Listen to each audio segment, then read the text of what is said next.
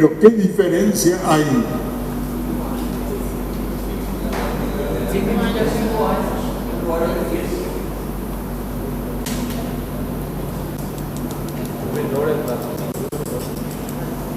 Bueno, ahí está. En todos los otros casos, Corte Suprema, Tribunal Superior de Justicia Electoral, Consejo de la Magistratura, en todos se exigían 10 años de experiencia. Para fiscal general, 5 años. ¿Por qué se exigen solamente 5 años?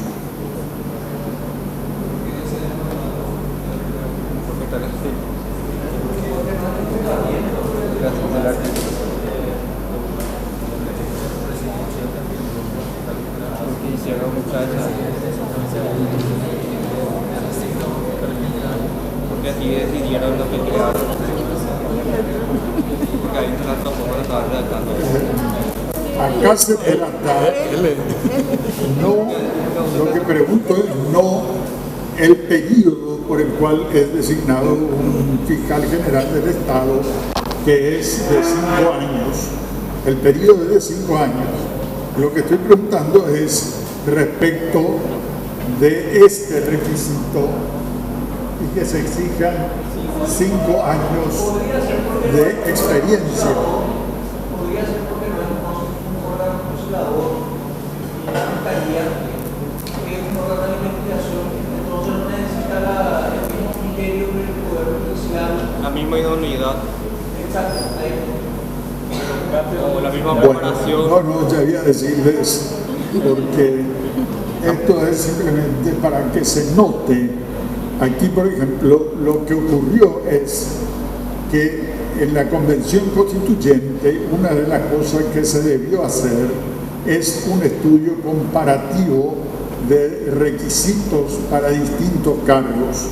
Estudiar, así como estamos viendo acá en forma comparativa, cargos de un nivel más o menos similar, como es Corte, Tribunal Superior de Justicia Electoral, Consejo de la Magistratura, Fiscal General del Estado, están todos más o menos a un mismo nivel.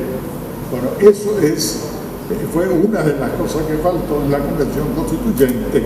Esto es un error, simplemente, ¿sí? La explicación es que no se justificó. No se tuvo el suficiente cuidado porque el fiscal general del Estado tiene un cargo que es tan complicado como el de un ministro de la Corte o un miembro del Tribunal Superior de Justicia Electoral. No hay ninguna razón para exigirle solamente 5 años de experiencia, porque el cargo, la dificultad del cargo es similar e incluso, por ejemplo, la exigencia es superior a la de los integrantes del Consejo de la Magistratura.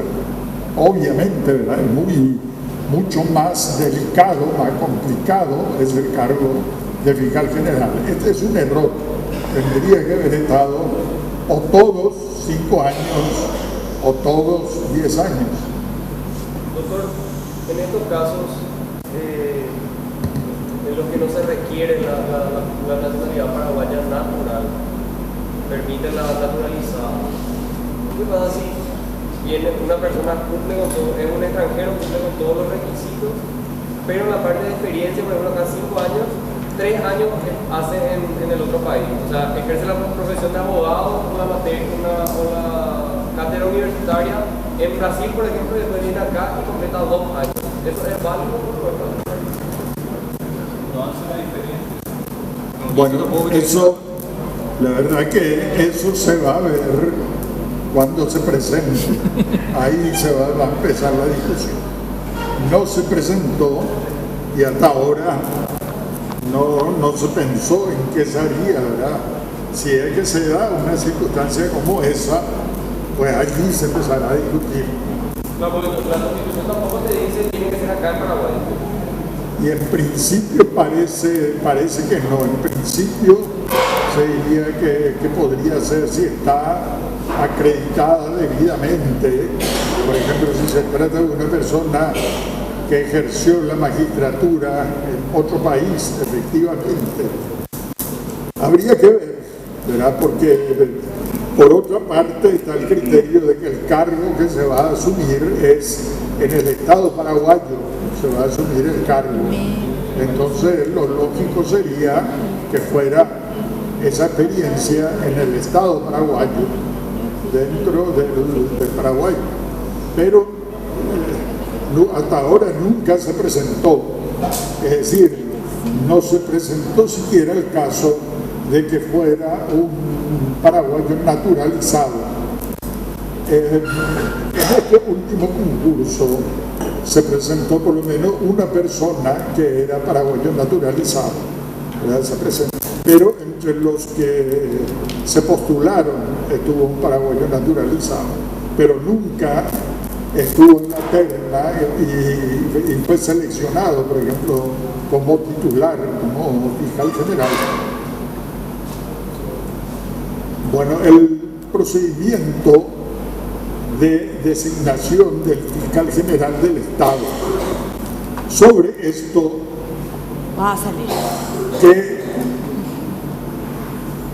¿qué pueden decir ustedes comparando, por ejemplo, con la Corte Suprema y con el Tribunal Superior de Justicia Electoral? ¿Es igual o hay alguna diferencia?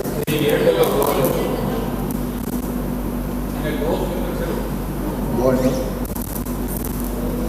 la segunda fase y la tercera entonces están invertidas.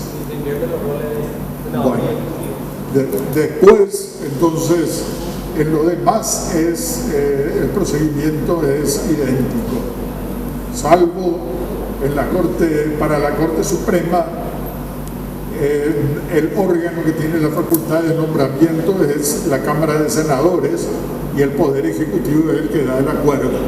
Aquí es al revés, ¿verdad? El Poder Ejecutivo nombra, tiene la facultad de designación y la Cámara de Senadores tiene que prestar el acuerdo. Doctor, ¿y eso a su criterio es también un error por no haber comparado o tiene algún sustento, algún fundamento para hacer así? No, esto se discutió en la Convención Constituyente y ex profeso se estableció de esta forma, así en forma deliberada se estableció este procedimiento. El problema, tanto para la Corte como para el Tribunal y para el fiscal, está en la doble limitación. Aquí terna y aquí acuerdo. La facultad principal es la de nombrar. Esa es la facultad central y la importante, es la facultad de nombramiento, pero está limitada por algo previo y por algo posterior. Y entonces eso disminuye mucho esa facultad de nombramiento, disminuye ya excesivamente. Por lo general, esta es una creación y lo de la Corte y lo del Tribunal Superior de Justicia Electoral es una creación del constitucionalismo paraguayo. Y posiblemente, por suerte, no hubo tantos problemas, pero la creación no es que sea una creación muy feliz. Establecer esa doble restricción tiene que ser una sola, o tiene que ser acuerdo, dar la facultad de nombramiento limitada por el acuerdo al presidente, por ejemplo, nombrar un embajador con el acuerdo del Senado, una limitación, o que se nombre, como vamos a ver aquí, los agentes fiscales, se le da la facultad a la Corte Suprema, pero con una sola limitación, que es la terna del Consejo de la Magistratura. El problema está en la doble limitación. Bueno, reelegibilidad, puede ser reelecto el fiscal general hasta hoy no ha habido un solo fiscal general que haya sido reelecto. Son todos, estuvieron 5 años y después ya se eligió a otro. Bueno, el juramento, la inamovilidad, se refiere solamente a esos 5 años. El fiscal tiene inamovilidad temporal los 5 años de su nombramiento. Y el juicio político, para la remoción, el juicio político. Bueno, esto vamos a pasar también, y fundamentalmente ustedes tienen que centrarse en la Constitución, principalmente en la Constitución. Como ven acá, esto es artículo 49 de la ley del Ministerio Público, las atribuciones del fiscal general. Los agentes fiscales, esto es lo que les decía, esto sí es de la Constitución. Aquí ven ustedes, se hace esa remisión también. Los agentes fiscales son designados en la misma forma que establece esta Constitución para los jueces. ¿Y cómo se designan los jueces? Miembros del Tribunal de Apelación y jueces de primera instancia y de paz. ¿Cómo se designa? La terna que hace el Consejo de la Magistratura. El Consejo de la Magistratura, y se va a la Corte. Y pasa a la Corte, que designa uno de cada terna. Bueno, también para agentes fiscales el procedimiento es el mismo. Terna del Consejo de la Magistratura se le pasa a la Corte y la Corte designa uno de la terna. Bueno, y una última cosa, porque aquí hay mucho de la ley, pero hay una última característica que es muy importante para distinguir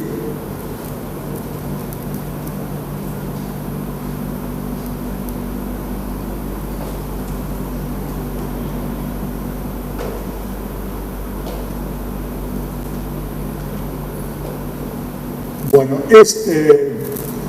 esto sí, este artículo 80 hay que tener en cuenta. Este es, como ven ustedes, de la ley, pero es el artículo que marca la diferencia entre magistrados y agentes fiscales. Bueno, lo primero que también podría ser uno de los ejercicios es, por ejemplo, la Corte Suprema, ya sea un ministro o los integrantes de una sala, supongamos los 3 integrantes de la sala penal de la Corte Suprema, por ejemplo, pueden decidir trasladar a un magistrado de primera instancia. Por ejemplo, pueden de repente decirle a un juez que está en primera instancia, trasladarlo de un lugar a otro o de un turno a otro o de una competencia a otra. Digamos, a un juez penal